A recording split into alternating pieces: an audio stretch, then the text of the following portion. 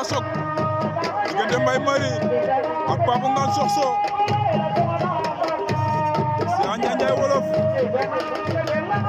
Papa Ngane Soxso qui reste toujours dans ses exploits.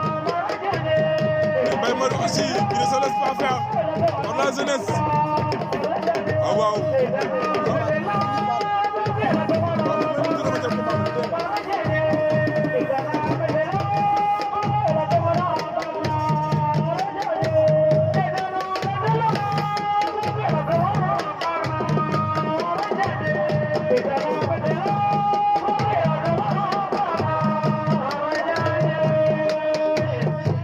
waaw ndeysaan nee naa ko loolu soog la soog de machine la diggante Papa Ngane Soxso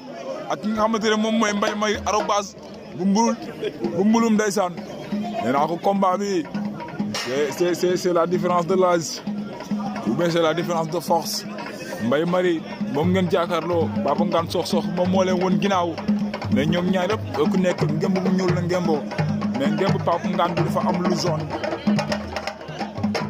waaw ndeysaan nee naa ko lamb Ndiaye Wolof cey Mbaye Ngloum mu fi woy rëy na cey ak Kelele Mbine Farba fils de Ya Tewa Senghor kookoy Mbayang dans la voix d'or kenn du moom cey ak Kelele ayoon fa Kumba Jaga nee naa ko Papa Ngane képp kuy bëre ak moom di nga dal.